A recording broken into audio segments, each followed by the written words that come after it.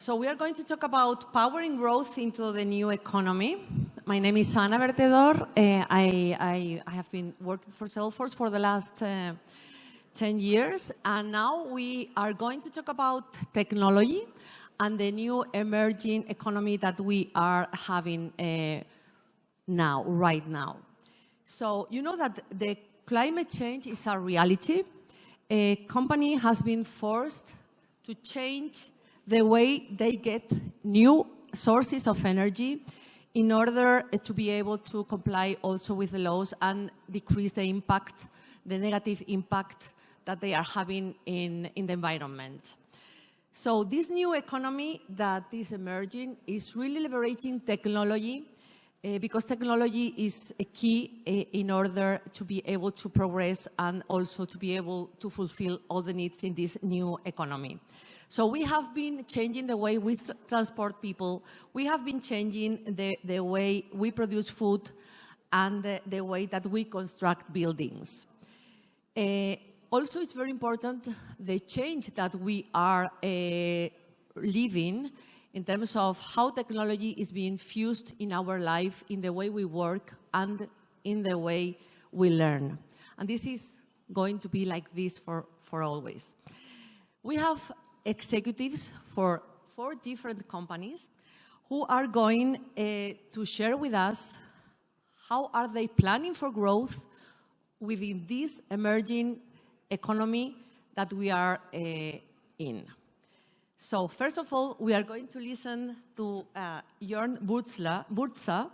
Jörn is Management Board Director, Production Equality and Supply Chain Management at Mercedes-Benz in Germany. Jörn joined the company many years ago when it was Daimler Chrysler AG at that time. Now he has oversees the global production network, which includes around 30 vehicles, powertrain and battery locations, as well as worldwide logistics. You have had different roles along all these years in the company, and you have also been based in Beijing. So please, can you please talk about your view on this? Thank you.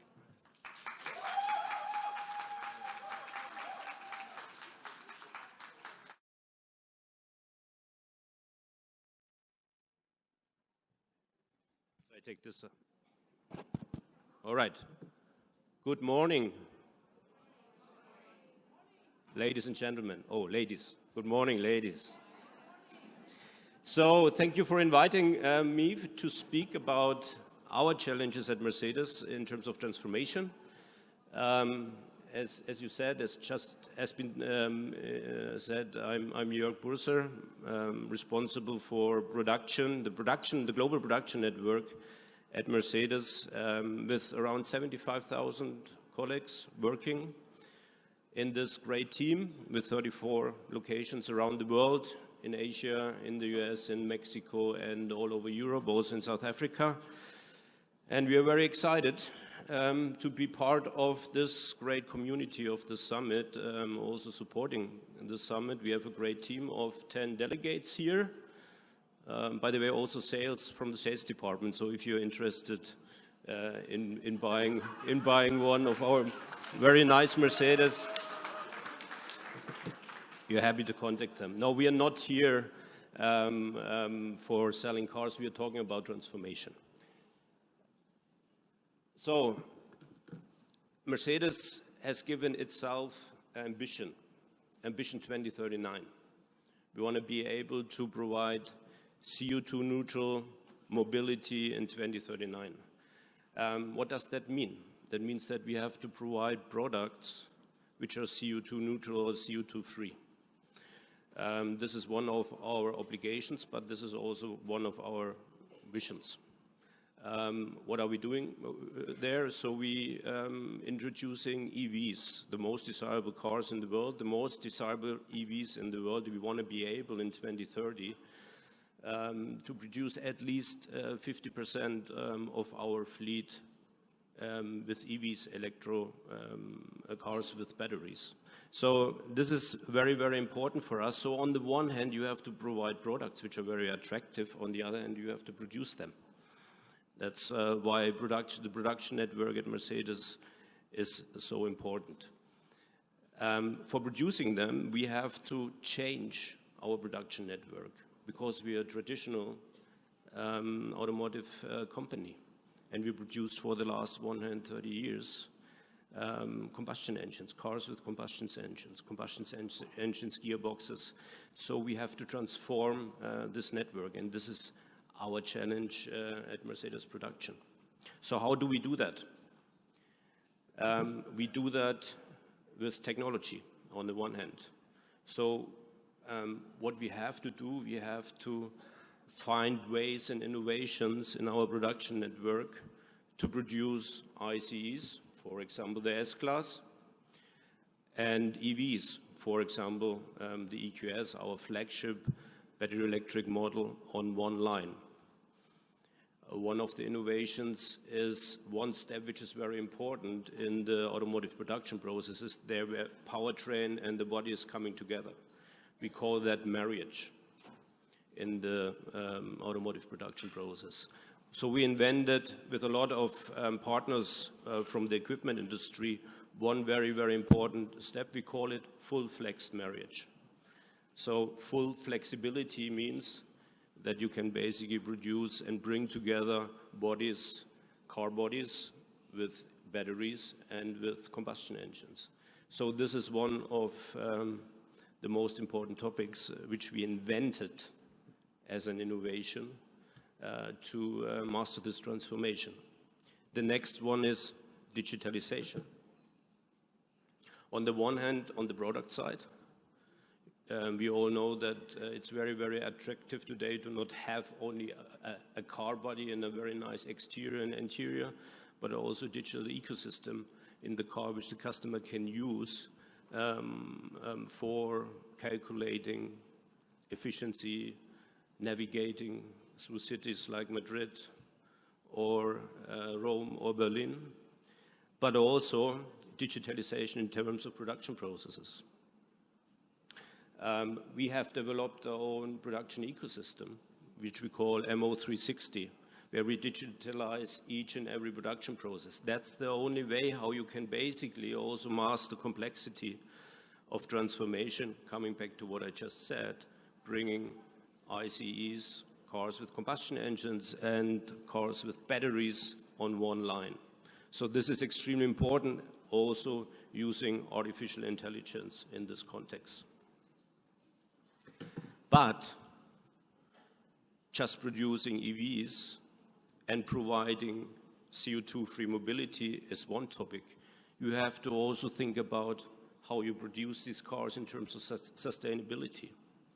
So just using energy and electricity from coal-powered power plants is not the solution. So what are we doing? We are really focusing on CO2-free energy for our production processes. We build, as Mercedes Operations, wind parks. We partner, for example, with Iberdrola on offshore. We build our own wind park on onshore. We just finished our photovoltaic system on each and every roof, 1 million square meters of photovoltaic systems on our plant, to make it possible that we already in 2025 have CO2-free electricity in our plants. This is also part of our Ambition 2039, because just selling EVs is the one topic, producing them also in a CO2-free or neutral environment is the other topic. But most importantly, if you want to transform a technology or a product, you have to also transform the mindset of the team. You have to provide qualification, that's the one topic, but you have to also change the team. My experience, having worked in many, many countries and cultures, is that the best solution for changing a mindset, increasing diversity. Also qualification, but increasing diversity. So if you had a leadership team which was 130 years focused on producing ICEs. You have to create a leadership team now who is able to master the challenge of transformation. That's why we at least have in our board, I have 3 female board colleagues, which is not so common in the automotive industry. And this is really very, very good to have them because you're discussing completely different challenges in a different way and you have a different mindset. And that's why we're pushing so much on really bringing diversity in our leadership teams. In the production environment, sometimes it's not easy. We are right now on a level of 25%, but we're really working on that and increasing diversity each and every month, each and every day, each and every week and year. So that's my 10 minutes. Thank you. I'm looking forward to your questions.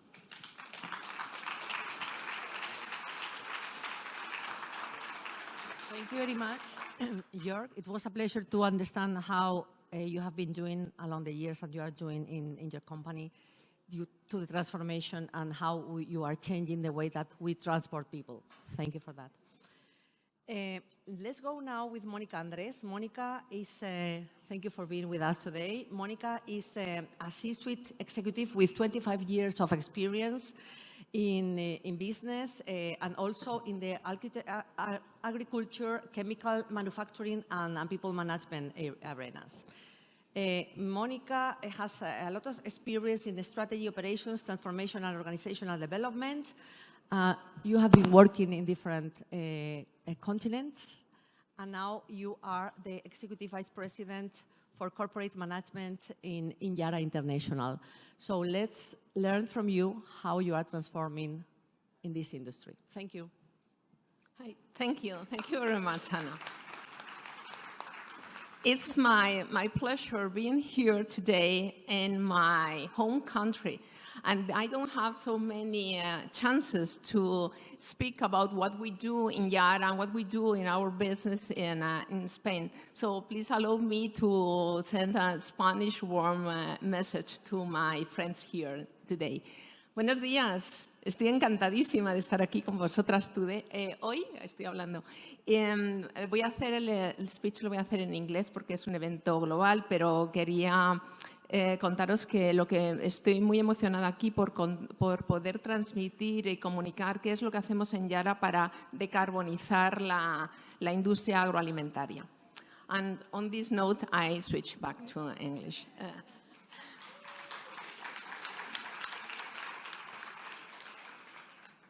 Who is Yara? Yara is a company with more than 115 years of it's original from Norway, and we have today close to 18,000 employees, as you can see. We produce and deliver more than 37 million tons of fertilizers. To give you a rough indication of how big we are in Spain. In total, the total consumption of fertilizers in Spain is around 4 million tons. We commercialize close to 38 million tons globally. And we are also leaders in production and commercialization of ammonia. You know how important ammonia is in the energy and because it's the best carrier of hydrogen. We have now 20% of market share of the trade activities of ammonia worldwide as well. So just to give you an idea of what is the size of the company. Yes, these are the mission and vision of our company. And this, I must say that being an employee for so many years, it's a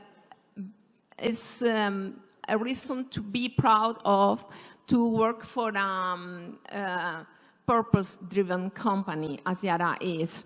So this also develops huge engagement from the employees. It's not by chance that I've been in the company for 26 years, but I am not the only example. So this is very good to attract also the good and the best talents that we can have access to. It's a place where the well-being, the work-life balance, and the attraction to females is a key focus area as well. Yara is a company that is listed in the Norwegian Stock Exchange, and then in the executive board we are 50% of females. And why this? Because we are, and it's a very long history that we have in the company, that we had very clear that investing in innovation, investing in technology, that is the part of the subject of the presentation of today, it can only be achieved if we have the right diversity. The diversity, gender diversity, age diversity, and also different backgrounds. It's not by chance that the vice president from Yara Iberian here in Spain is from Morocco. And it's not by chance that we have here Pelin, that is Turkish, and she is in charge of the partnership in food chain. So that is to give you an idea of what we are doing. And then the result of that is that we are making progress, and we are front runners on decarbonizing the food industry. This is what we do, and it's because we are facing a tremendous global challenge. It's a fact that agriculture emissions are damaging our planet. It's also a fact that we need to feed the population and the growing population in the world as well. This is a fact. These are two facts. What can we do to reduce the emissions on producing of food that we need? What can we do to increase the yields of the crops when we know that the population, as we saw in the video, is increasing and growing, and we need to feed by 2050 9 million people without deforestation, without getting in the forest in Brazil, without deforestation also the Indonesia or Malaysia? What can we do? It's about increasing the yields with the fertilizer that we produce. That is, we are producing food for the crops that eventually will feed us. But also there are chances and ways using the technology to reduce these emissions. And this is the good news that I bring to you. So today, I'm proud also to say and share with you that we in Yara have reduced by more than 50%, actually it's 57%, the carbon emissions in our production sites. And this is due to technology, the use of new catalysts that Yara has developed and had the patent, but also has shared this patent to any other producer of fertilizer. So it's 57%. We are committed to achieve the climate neutrality by 2050, together with the European targets in Green Deal, as you may know. And then what we do is also investing in new technologies to reduce even better, because this carbon neutrality cannot be achieved just with the use of a catalyst, by the replacement of the origin of the energy that we are using. So far, the industry and the technology is developed by the use of fossil fuel. That is the one that is coming from petrol, you know, fossil one. By replacing fossil fuel by renewable energies, renewable sources, we can reduce the total carbon footprint of fertilizers by more than 90%. The chemical and the physical properties don't change on the final product, so the fertilizer will be exactly the same.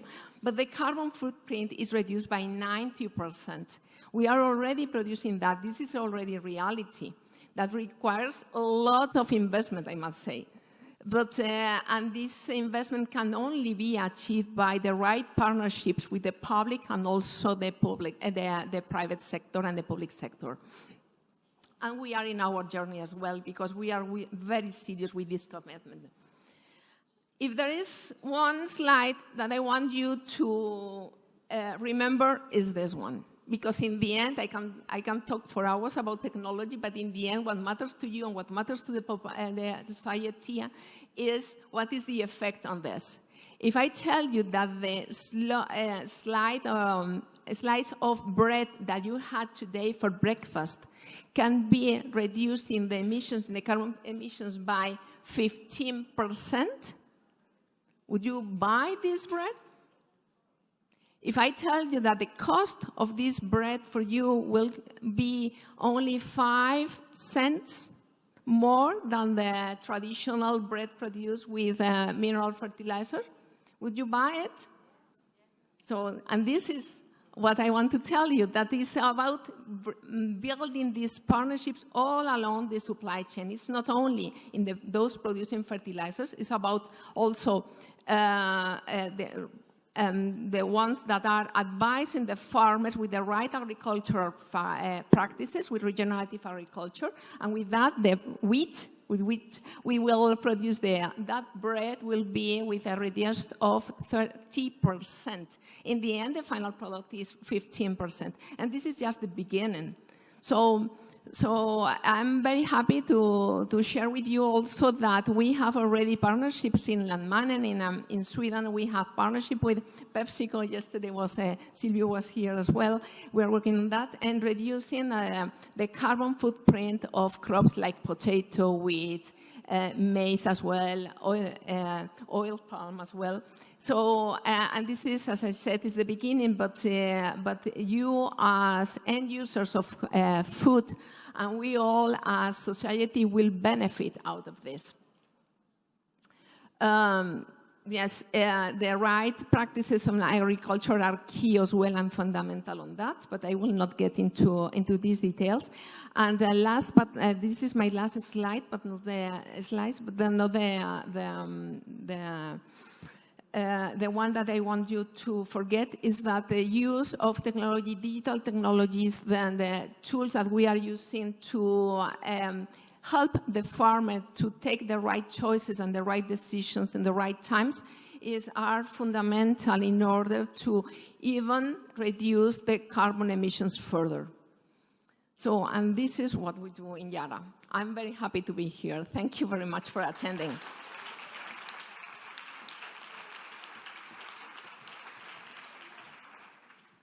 Thank you very much, Monica. It was very interesting to get to know what you are doing from your company in order to neutralize and have lower emissions. And we will speak further afterwards about the challenges that you are having to make it happen.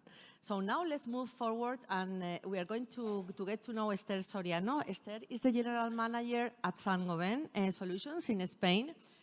Esther is an industrial engineer with more than 25 years experience in the construction industry. Also, she has been having different roles along the years in the company. She used to work as director of marketing within Isover and Blacko. She knows the different brands in the company very well because your long trajectory here. And we are looking forward to listen to you now and learn about your company. Thank you for being with us. Thank you very much. First of all, I would like to thank the summit for the opportunity of being here. It's really impressive. I've been really touched during these days. So thank you very much, and thank you for all the experiences that I've shared. Thank you. I would like to start with something that is not specifically related to Saint-Gobain, but it's something that is key in the building industry. So in the building industry, overall in the world, it's 10% of women, only 10% of women. This means that the picture that has been generated by AI, and by the way, it has been generated, the woman doesn't have the helmet, you can see. So the woman, I don't know if it's unsafer for her, but the reality is this, 1 out of 10 people working in construction is a woman. So we need to change this. It's really a sector that it has very interesting challenges. It gives the opportunity to improve the way that we live and the places that we inhabit. Okay, so then we go to Saint-Gobain. What is Saint-Gobain? Saint-Gobain, this was our first project. So this is the first project of Saint-Gobain. Saint-Gobain built the mirrors of the Palace of Versailles in Paris.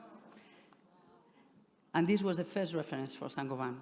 So then, yeah, Saint-Gobain is a company with more than 350 years of history in the world. So it has been through two world wars, different, one pandemic, so you can imagine, yeah, everything. So it's really a sustainable company, in fact. We are present in 76 countries with over 150,000 employees, so it's really a huge company.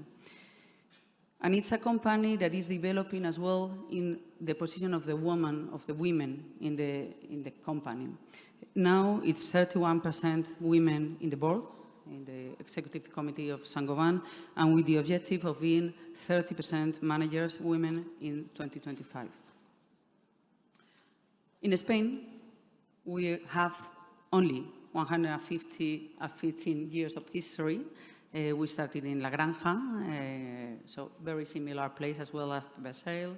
We have 4,000 employees, 30 factories, so it's a local production of construction materials, and our sales go up to 1,500 million euros. And we are 21% women in the COMEX, and increasing number of women as well in the other positions. As well as being a historical company and a sustainable company, we are a profitable company. So you can see that our sales are supported as well by very good results in operating profit and as well as in cash generator and so on. Okay? What do we do? Because some of you might know Saint-Gobain by the glass. So Climalit, for example, is a very well-known brand in Spain, especially. Here, all this building, you are surrounded by Saint-Gobain materials. The glass, the plasterboard, the insulation that you cannot see but you can feel because it provides comfort and well-being to the building, the mortars that are also used in the tiling and so on, the ceilings as well, the acoustic ceilings. So all these brands that are leaders in the sector, and in Spain we are leaders in all of them, provide different solutions for the construction of the building. We have other brands as well for automotive as well, for building, for the materials in the car, like the glazing in the cars and so on. But let's concentrate today in what is Saint-Gobain in construction. We also have a purpose that has been designed by the employees, by us.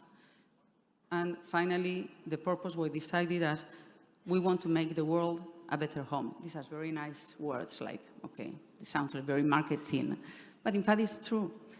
We build the homes. We spend more than 90% of our times in buildings, in closed buildings. So we need to make it healthy, nice, with comfortable temperature and noise conditions as well. So we are sure that our materials, our solutions contribute to make the world a better home for our customers, in fact, for humanity, but as well for the workers. So that's why, for example, my colleague Monica was saying that she's been 26 years in the company. This is my 25th year in the company as well, because, we make the company as well a good company to work in. Okay, let's go to the topic. We all know that we are concentrating and consuming the resources of the earth, and this is a date that I don't know if all of you know, but last year, it was in the 2nd of August, we consumed all the resources of the earth. So, in fact, we are spending more of the resources of the earth that the earth can provide today. And this date is accelerating. Every year is some days before. Why is happening this? There are some major trends that are accelerating this. One, the world population is increasing. We are emitting more gases to the atmosphere as well.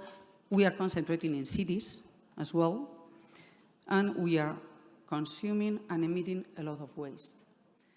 But specifically, this is really a topic and a key challenge for the industry. We need to build the buildings in a different way. We need to renovate the buildings that we are today having. Why? Because the construction sector, and we were talking about food before, the construction sector is responsible today for 38% of the energy consumption. And this is really a big data. We are having 40% of the emissions due to the buildings as well. We are also, just for the construction, consuming 40% of the raw materials as well, and we are generating a lot of waste in the construction today. So there's a topic with construction. We need to do something in construction because it's really key. And sometimes we think about transportation, which is key. We think about industry, which is key. But buildings are really one of the topics. We usually like to say that buildings are not the problem. In fact, they might be the solutions if we tackle this topic correctly. But as well, this is an opportunity economically. So this is generating business as well, and this is generating growth. So as you can see here, we can create employment by tackling this problem in construction, and also we can get some return on every investment that we are doing in construction. So it's not only a sustainability topic, it's also an economic opportunity and an employment opportunity for the population. How do we do this in Saint-Gobain? First, we set clear ambitions, which have been already cleared for us in the past. So you can see different phases of these ambitions for Saint-Gobain, and in 2050 we have committed ourselves with this global presence to be carbon neutral in 2050, which industrially is a key challenge for us. You can imagine that glass is melted, for example. So it's a key challenge in terms of processes, it's a key challenge in terms of innovation and solutions. We put as well a detailed plan on how to do it. So we do it in different axes. We do with our providers in the Scope 3. So we work with all the providers on how to help them to diminish their carbon footprint. We work as well in the Scope 1 and Scope 2. And for this, we work on the innovation on processes, on the reduction of energy use, that we know a bit also because of the insulation, transition to carbon-free energy in our processes as well, and, as I said, with the suppliers and the logistics. Construction business is very local, but it requires a lot of transportation. So it's key how to do this, how to optimize this, and how to build some synergies as well with other companies. And we established some clear objectives that are today in all employees' bonuses and targets. So every single employee in Saint-Gobain has some targets on sustainability and reduction of CO2, water use, energy, etc. Finally, I want to show you some examples of how we do also with the solutions that we create for our partners. We define first how to work on this.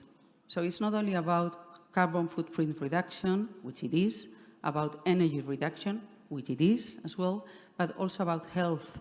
How to provide health for the people that are installing our products as well, how to provide health and comfort to the people that are inhabiting the buildings built with Saint-Gobain. So we have created a lot of guidelines and work on this to define the solutions that you can see now that are today on the market. So we are creating glasses with solar control, with street solar control, which, for example, in Spain, you can imagine that is key. We are creating as well more advanced insulation so that the building can be renovated with high efficient. We are creating as well light solutions so that the transport is less costly in terms of energy. And for example, glasses with low carbon footprint and including the higher content of recycled glass from construction waste. Drywall solutions where we include recycled solutions, but also low-carbon steel frames for the partitions. Or mortars, where we incorporate the waste from other industries, the waste materials from other industries, to substitute the cement on the mortars. This requires as well that we put in place the circular economy that we require on the waste, on the building sites. This is a challenge because you have to work with all the value chain that is installing, distributing, or buying our products. But we are really very enthusiastic about this as well. Finally, on renovation, which is key for Europe especially, given the quantity of old buildings that we have, it's something that we are tackling as well with solutions, with services to our customers, and with a clear target on this. Thank you very much, Esther. Now we know much better what Saint-Gobain is doing and what type of materials we have close to us every day.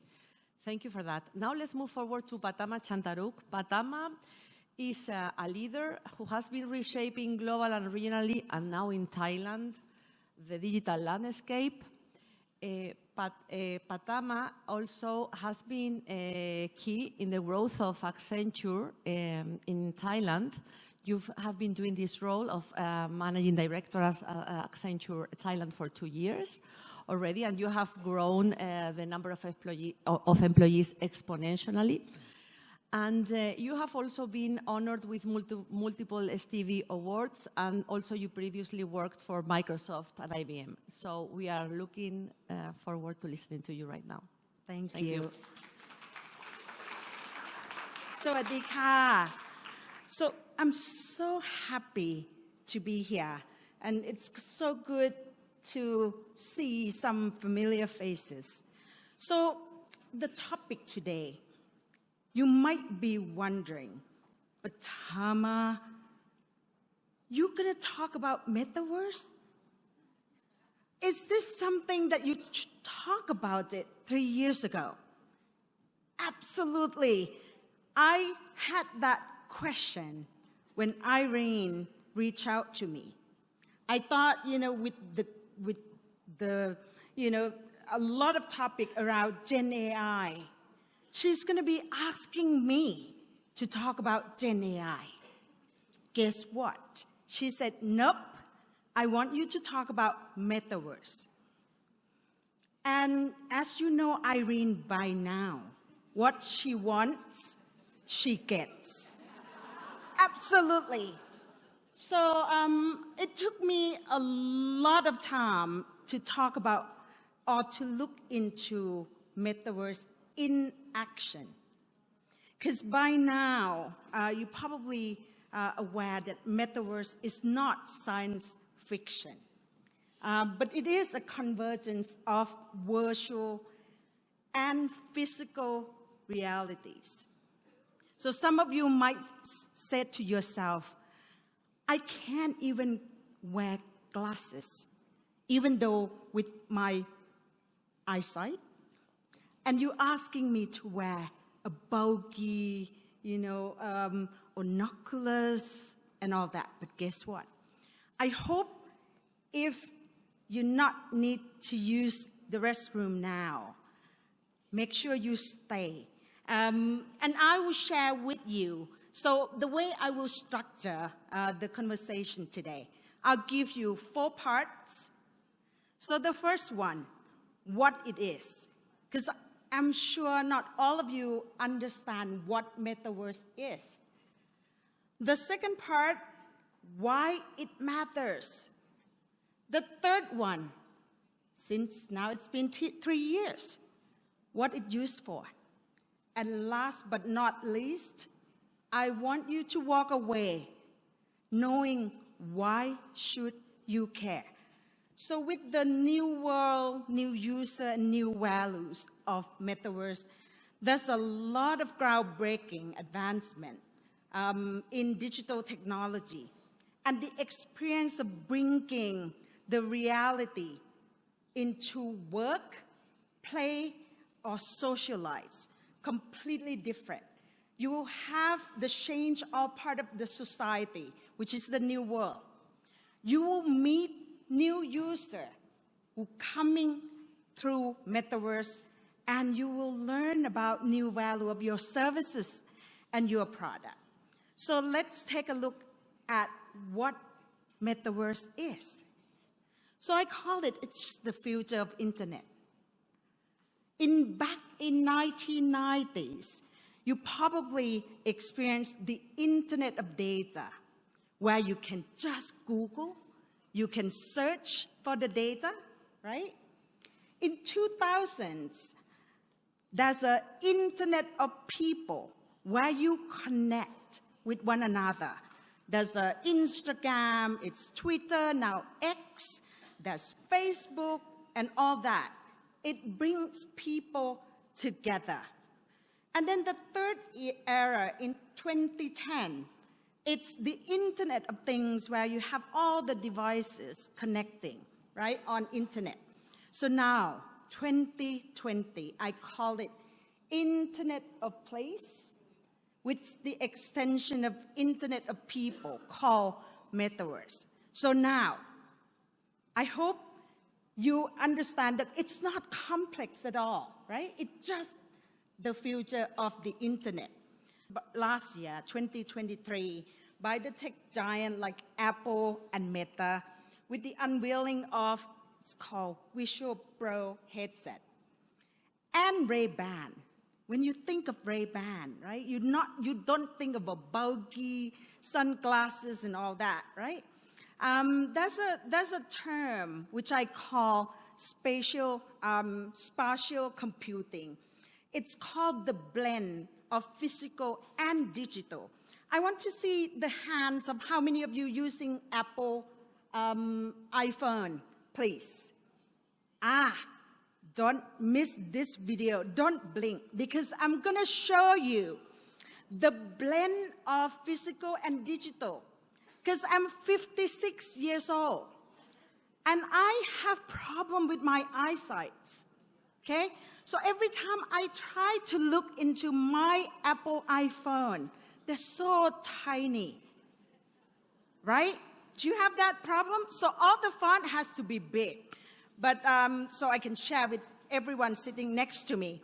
So in 2023, imagine, right, when Apple launched Vision Pro, I know we got lots of mix of review, but think of it, back in 1984, when Apple launched Macintosh with mouse, that same feeling, right? So now with this spatial computing, so now I give you a glimpse of what use cases that Metaverse get used for in the past few years. So the top use cases, I give you a glimpse. So there's lots of it. But I hope that some of this can be applied to your business. If you in education, imagine when your kids can go to the field back in century, right? Or you can use it for language learning, the architect design as you in construction, or even in the medical training where it requires a lot of expertise. And if you imagine, if you can shorten the learning, right, and put the safe into the physician hands, right, before they operate in a real people, and the virtual lab, and also the business stimulation. So some of these are good learning. All right, so Irene mentioned, Patama, I want you to share Metaverse in Accenture. So for some of you who don't know what Accenture is, we are a consulting company of 750,000 employees around the world. And I was hired into the company 2 years ago as a managing director. And imagine, back then, it was like a little bit out of COVID. So there's no traveling, no physical meeting. We still work from home, right? So as a result, back then when our CEO announced that we're going to hire 150,000, I was one of them. And how can we get onboarded through Metaverse? So I just want you to give, I want to give you a couple of example just to trigger your thought, okay? The metaverse get used during World Economic Forum to promote the sustainability. If some of you haven't seen this, right, 2024, in partnership with Microsoft, we create what we call Global Collaboration Village. So what we did, we took 200 leaders from around the world virtually visiting Amazon and showed them what it's like when there's no forest, no music, no cultural proper, with those villagers. And you might say, oh, are they having to wear binoculars? No. You can actually look at it from your laptop or your mobile phone. And you can put everything to deliver like immersive cultural experience in the metaverse so that people and leaders recognize that it is now urgent to save the world from the global warming. There's another couple of examples that I want to share. For example, in energy industry, where there's a lot of people who on offshore, on the platform, and onshore. You can imagine when things break and you need help from people onshore, how you pass on those data and still putting in information, right? So an example of digital transformation by connecting workers all together. So you get to see that, you can have a better result having people offshore or in different places, hand-free, just wearing, those headsets and put in the information. So everything get captured. All the data was captured through the lens of what you're wearing. And what I love the most is when metaverse get used in medical training. So you imagine, right? This is when metaverse meet kidney care. So DaVita served over 200,000 kidney patients a year. You imagine, right? If when the dialysis technician can become acquainted with the ins and outs and the movement associated with the machine before they even put their hands or put the lead into your body. So instead of spending 10 weeks, 350 hours of training, what they did was that they're enhancing in partnership with us and then making sure that, we design UX UI, right? The experience of the technician using the equipment through metaverse. So now when we put the level of confidence into the hand of those technicians, they become more confident. And as a result, now outside US, there are 10 countries that DaVita perform. They can actually train technicians to help and serve patients even better. And that's what I look into this. And a lot of you might say, hey, is this a hype? Yet again, you telling me something that last year, 2 years ago, you told me about cryptocurrency and tell you that it's here to stay. I still believe that it's here to stay because metaverse is all about enhancing your imagination.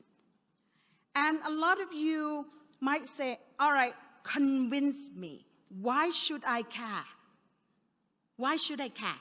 I give you another 6 reasons why you should care. Because imagine if you in the industry that require a lot of heavy lifting on training, especially when you having labor shortage issue. And a lot of skill get passed on, right? So you imagine if you can lower those costs and you even be more flexible in making some changes and make sure that the new business model get produced even faster. And the third one, all of you are here because the word Global Summit.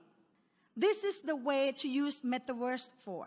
It gives you global reach, it gives you the enhanced customer experience, but most importantly, it gives a personalized learning and level play field.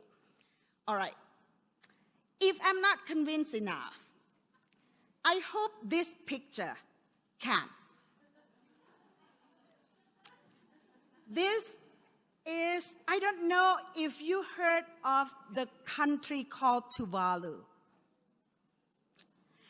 Tuvalu is a country consists of 9 islands between Australia and Hawaii. Each year, Tuvalu facing challenges of global warming.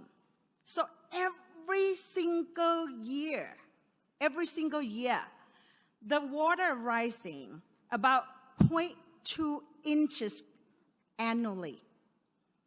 So the Minister of Government Affairs stood wearing suit in a knee high at COP26, delivered the message that say, we are sinking. So are you. And imagine, right, if Tuvalu is sinking, what's going to happen at the UN when the policy mentioned that you can only have nation when you have land? Without land, you have no country to refer to. So what we did is that we want to make sure that as they preserve and create a global warming awareness to the world. What we did, and I love this video, because Tuvalu said, I have no money, no marketing budget, but what I need is people to see what we're facing. And we want all the nation to support us by saying that you don't need to have lands. But as long as we can preserve the culture, we can preserve the history, we can preserve everything that refers to us, it means we have a country. So what we did is we create the world's first completely digitized nation with government administrative services, with the documents, the culture, the identity, everything was put into cloud. And I'm going to share with you how this proactive and practical project using Metaverse can change the world. And I just want to give you, right, 3 rules to keep in mind. I hope that some of the example can be used in your own way. So first, be creative, but keep it simple. Don't think that Metaverse can solve every issue you have in the company. Just keep it simple. And number 2, start small, but make sure you focus the area you want to do. And last but not least, engage with early building blocks to make sure that you identify what's the pain point you're trying to solve earlier. So I hope with this, right, I hope it gives you a sense of the Metaverse, even though it's maybe virtual, but the impact will be real. And I want to give the last word that it's not just we use technology today.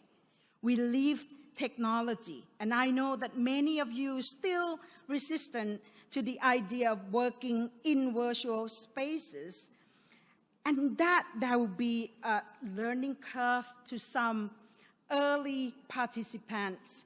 But I look forward on how to leverage the technology and transform the way we teach, the way we learn, and the role that you play in shaping the exciting future. So thank you.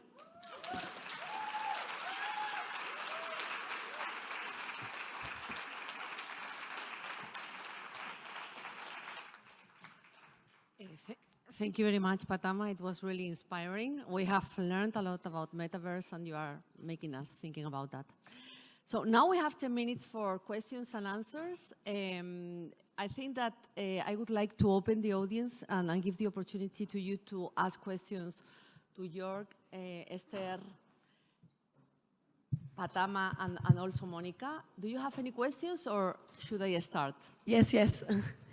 Hi, Iso Korsene.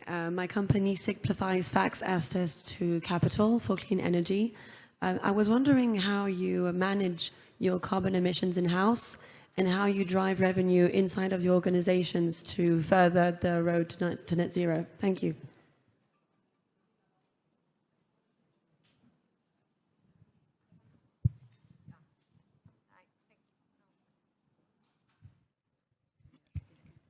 Now.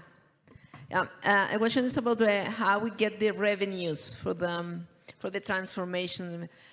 Yeah, this is one of the challenges that we are all facing around the world, and it's about finding the trust from the financial institutions. For that, predictability is key.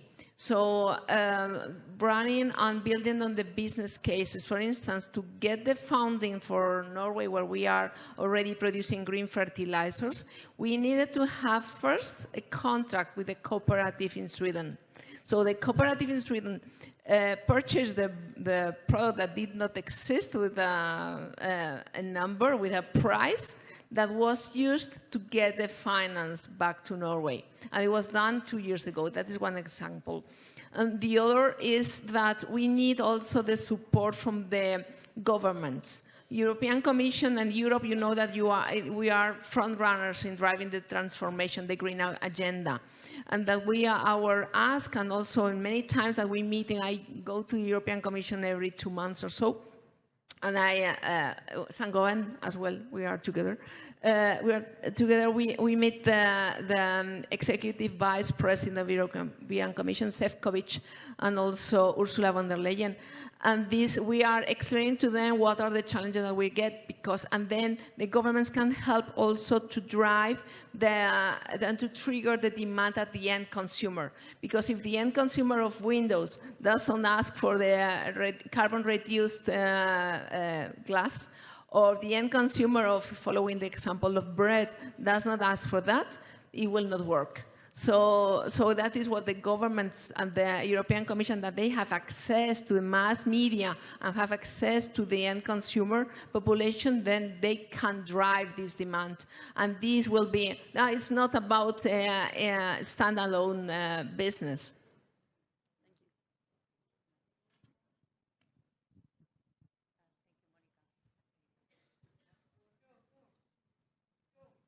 Hello. Thank you. Rita Gasalla from Spain. I'm an architect specialized in healthy architecture. So we make healthy buildings, healthy hotels, workplaces, and homes. My question is for Esther from Saint-Gobain. Congratulations for your work for helping the health and the sustainability of the world. And my question is, how do you coordinate all the rest of the things? How are you working to coordinate also the flexibility that helps to the neuroarchitecture and all the radiations electromagnetic radiation that impact in our sleep and in our comfort in the night. Are you making also all the rest of the work in the healthy architecture? This? Yeah? Okay, now I'm open. On health specifically, we treat like different points, as you said. One is thermal, because when you're cold, it's basics, in fact. When you're cold, you are more exposed to have some illnesses and so on. And it's something that you don't really know, people, end users, sometimes they don't really know that their building can be more efficient on that. And not only more efficient, it can take care of them in the schools, for example, and so on. So we take different parameters. On radio, magnetic, and so on, it's something that we have started lately, mainly with the plasterboard and so on. So we have developed some new solutions on how to prevent that effect as well on the materials and how to help that. And so for this, we have worked with doctors, with architects as well. So we build transversal teams on innovation. We call not just customers, but people that can have, and experts that can have not just interest, but knowledge on that. And for example, on glass, for example, we have worked on that as well. And it gives to, the problematic of that is how to influence, as you say, the end user to know that they can claim for more, for buildings that are more safe for them, or safer for them. For this, we invite people to work on that, people, experts on health, in fact, and in architectural health buildings as well. Yeah. So congratulations again, and I invite you to come into the Observatory of Healthy Architecture that we are building all together. Thank you. Thank you very much. We have time for one more question, so let's go for that. Thank you very much. I'm Rocío Ortiguela. I'm launching a startup called RenewBat, and this is a question for Dr. Jörg. I'm very curious, and I would like you to give a little glimpse of what Mercedes does to tackle the waste battery problem. Waste battery? Yes. Waste. So it's a very good question. Obviously, this is moving us a lot in terms of transformation of into battery electric vehicles. It's pretty simple. We're building a battery recycling factory in the southwestern part of Germany. What we're doing is we're doing that with a hydrometallurgical process. It's 96% recovery quote, and it's a very, very energy efficient process. So we are thinking about that because if, and hopefully, yes, the EV production numbers will increase. We will have also at the end, with high quality batteries after 8 to 10 years reflow of batteries, and we have to think about that. And on the other hand, it could be also a mine of tomorrow. Yeah. Thank you very much. Okay, thank you. Okay, so thank you very much. I think we are done. I wanted to thank all the participants here, our guests, because they have explained very well what they are doing and how they are helping the environment in which we are living. And thank you for being with us. Thank you.